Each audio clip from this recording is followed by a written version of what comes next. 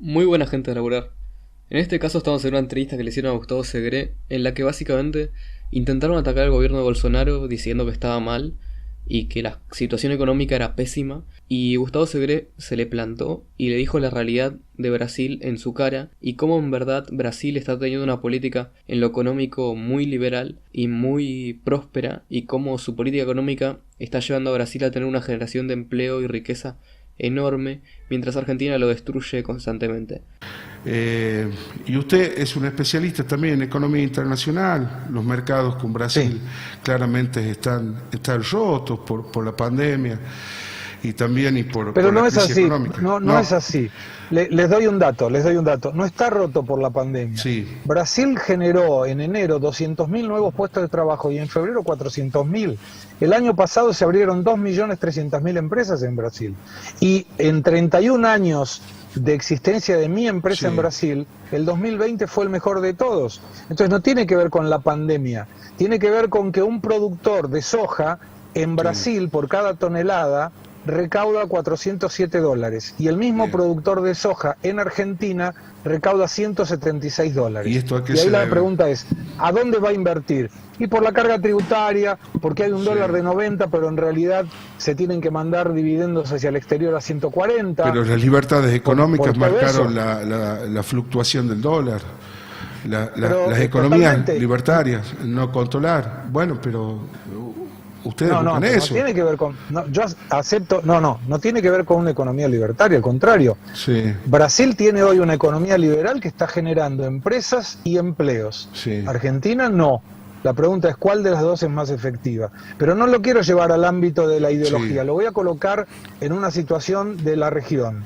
bien, Yo representé a la Casa de San Juan, muy próxima a La Rioja, sí. en Brasil. Hay demanda para todos los productos que se les ocurra. El problema es que el producto argentino no es competitivo. Y el problema en general ¿Cómo en que el no es mundo es que competitivo el falta muchas producto? veces quien compre. ¿Cómo ¿Cómo? el producto argentino no es competitivo? Le voy a poner una cuestión que tiene que ver con nuestro territorio. Vamos. La Rioja le vendía medio a Arauco, el departamento de Arauco, toda su Ujú. producción. Estamos hablando de más de 180.000 millones de kilos de aceituna a Brasil.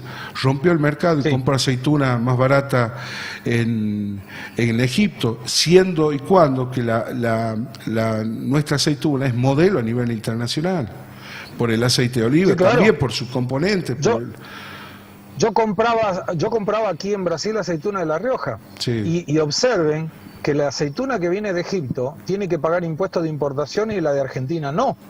¿Y por claro, qué alguien compraría una aceituna de Egipto pagando impuestos? Porque es más barata y en la relación costo-beneficio, la persona sí, que compra en el supermercado no observa una diferencia por decir, no voy a comprar esta porque compro de La Rioja. Hay lugares, le voy a dar dos nombres inclusive, sí, si alguien productor de aceitunas nos escucha. sí, Santa Lucía y Santa María. Son dos lugares, son sí, dos supermercados muy grandes y muy selectivos donde uno puede encontrar caviar de Rusia, por ejemplo. Y en ese lugar va a haber gente que va a resolver pagar más caro por la aceituna de La Rioja porque es mejor. Lo que ocurre es que muchas veces el productor, como el que le compraba de este lado no le compra, dice, Brasil cerró. No, tiene que moverse. Hay mercado acá, el mercado paga, el mercado demanda. sí, Hay 18 millones de personas de clase alta y 113 millones de personas de clase media. Imagínense dos Argentinas enteras sí. comprando. ¿Qué mejor mercado puede haber que ese? Bien.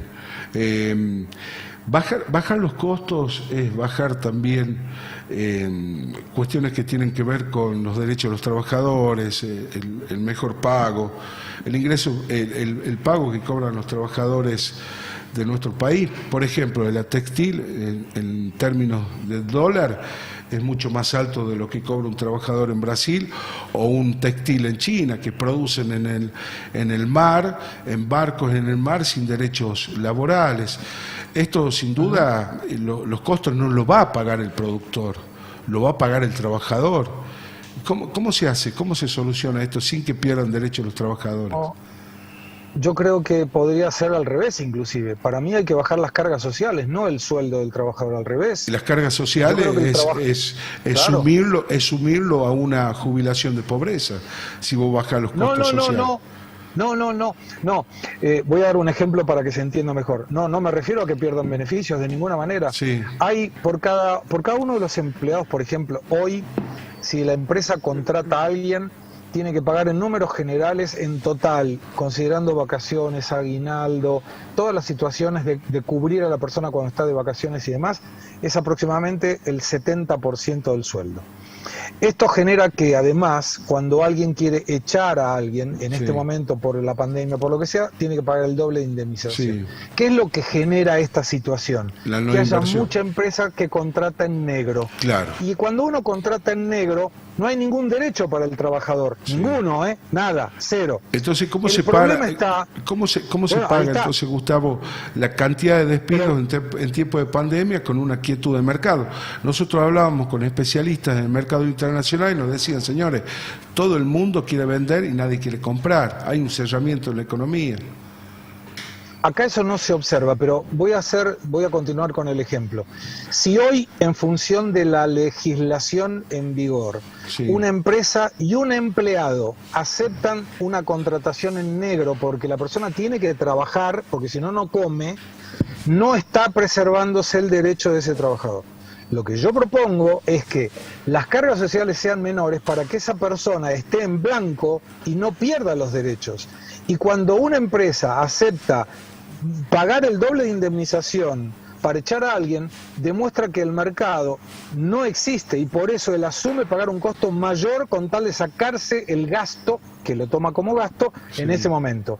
Hay una metodología, se llama la curva de Laffer, que dice que cuanto más se aumenta la cantidad de impuestos, menos se termina recaudando. Bien. El gobierno hoy tiene una necesidad de recaudación tan grande que prefiere seguir cobrando mucho impuesto, aunque no recaude, a bajar los impuestos para cobrar más. Perfecto. Esto tiene que ver con una cuestión de ideología, probablemente, no lo Sí. sé, pero yo soy totalmente contra que el trabajador pierda los derechos. Al contrario, yo contrataría, por ejemplo, gente hoy que está estudiando para que le pueda dar agregación de valor agregado a una empresa y que por Sí. el plazo de a lo mejor 6 meses no pague ninguna carga social.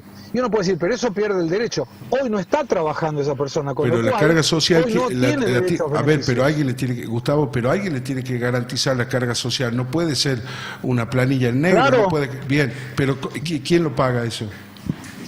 Lo tiene que pagar la empresa, pero lo va a pagar la empresa cuando esta persona que es estudiante ya le da valor agregado. Hoy, vamos a suponer, el hijo de cualquiera de ustedes estudia y no trabaja. Sí. Si él no trabaja, no está recibiendo beneficios sociales, No, ¿ok? por supuesto.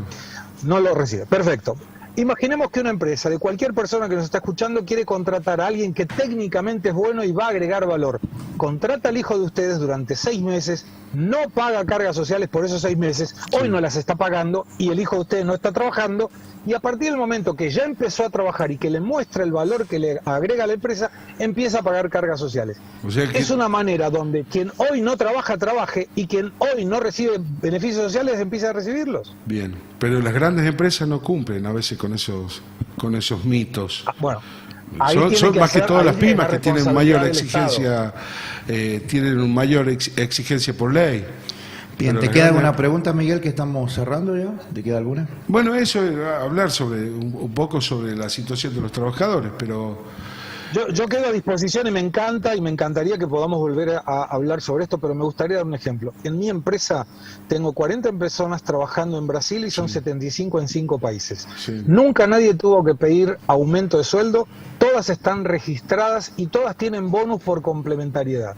Porque hay que nivelar para arriba. La persona se va a sentir mucho más valorizada cuando, dependiendo de su esfuerzo, consigue ganar más, no porque una ley le imponga el sueldo. Creo que el video habla por sí solo. Gustavo Segre le explica al periodista cómo es que en Brasil están generando riqueza y está generando empleo Bolsonaro y cómo su política económica liberal está llevando una prosperidad absoluta al país. Así que dale like, suscríbete y compartilo para demostrar que en verdad Brasil le está yendo muy bien económicamente y que va a salir adelante y que Argentina tiene que aprender de Brasil.